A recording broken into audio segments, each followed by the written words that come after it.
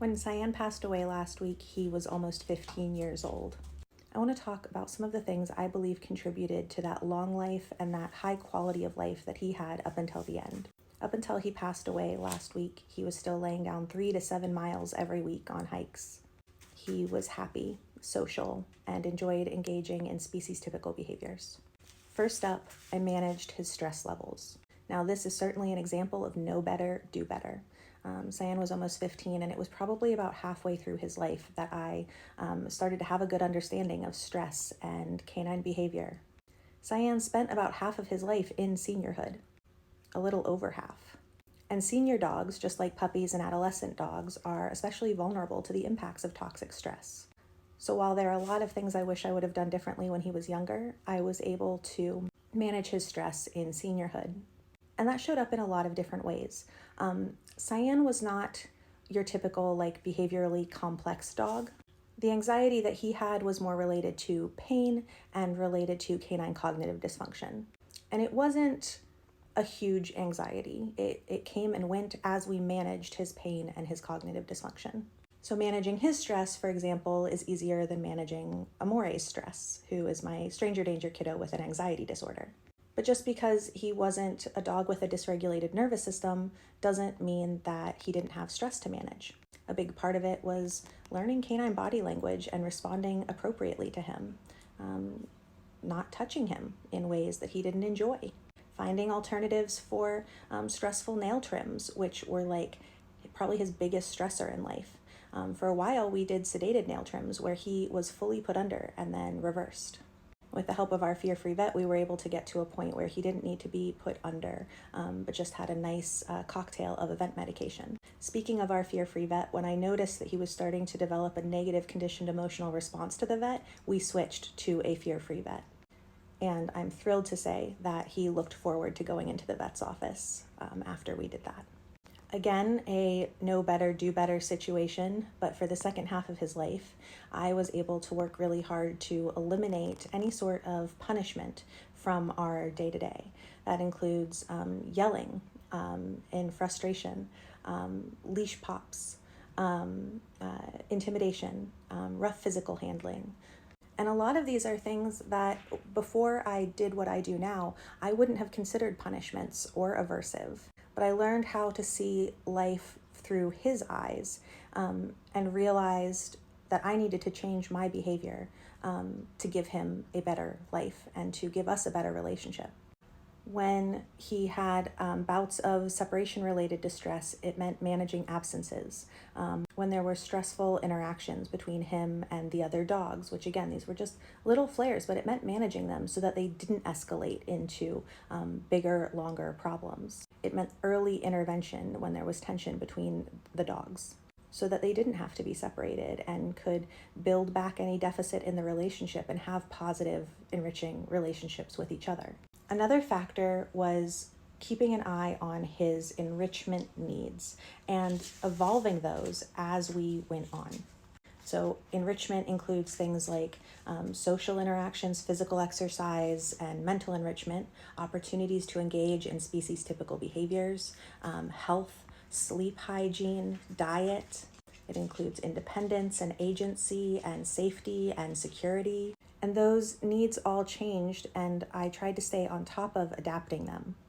For example, later in life, the hikes that we took, we tried to avoid hills at the recommendation of his vets, but we did spend a lot of time in fields and in the woods so that he could keep his proprioception really strong, practice where he was placing his feet, which is something that he got a lot more of in the woods than on a road. We focused a lot on opportunities for off-leash time. He loved to roll in stuff. He loved to find and eat dead stuff. Possums, squirrels, rabbits, a snake once. Often these things were already dead, although he could also be an avid hunter, but that was usually in the backyard. He loved to follow his nose.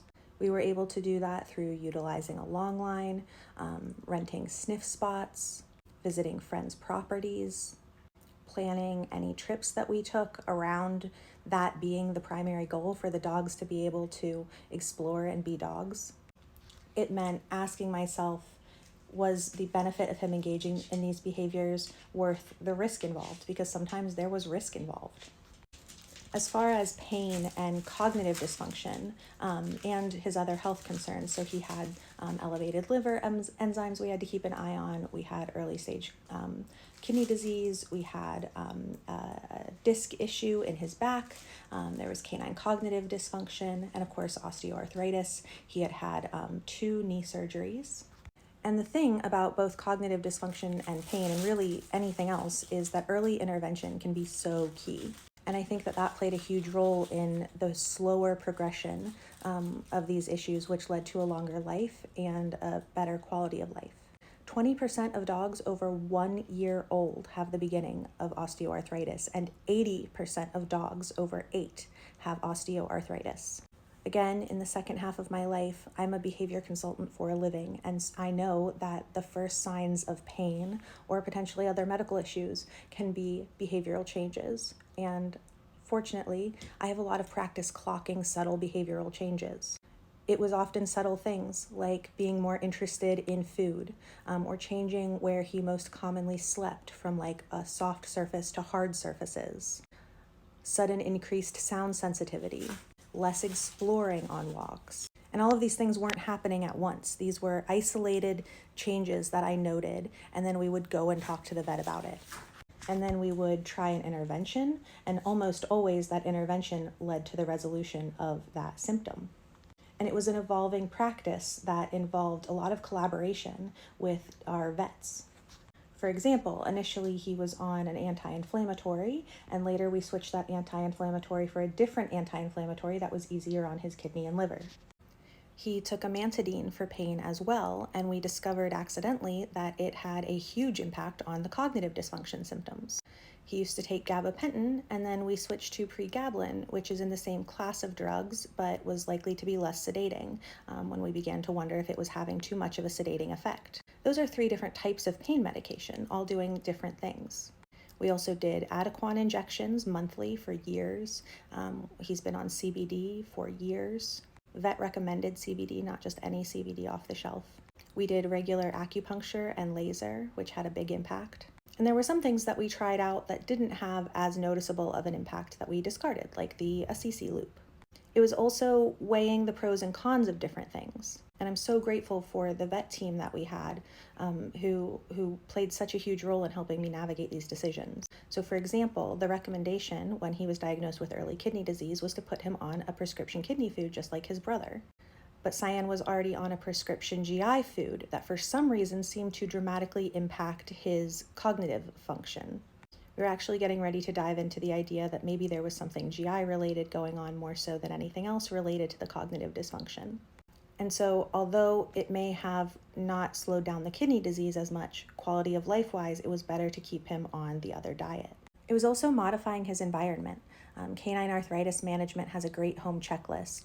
So it was things like covering tile and wood floors with rugs or foam mats, ensuring he had steps or other easier ways to get onto the furniture, helping him in and out of the car so that he didn't hurt his joints. And there are other factors too. I mean, some of that is genetics. It has to be, right? Maybe some of that's luck. A lot of that is financial privilege that I did not have, when Jolene passed away, my heart dog. Cyan did not have health insurance, and it just wasn't something that was even an option when he was little. I would recommend to everyone now to look at pet insurance if that is still something that could be helpful for your dog or for future dogs. I think that one of the most important things in his quality of life was learning to listen to him and to love him exactly as he was. And more than that, to find joy in who he was. I was 18 when I brought them home. I made so many mistakes, things that I would do really differently. I think early intervention was key. By the time you're seeing physical signs of pain in your dog, you've likely missed the opportunity for that earlier intervention. By the time your dog isn't engaging as actively or they're having trouble jumping into the car, there are usually signs well before that.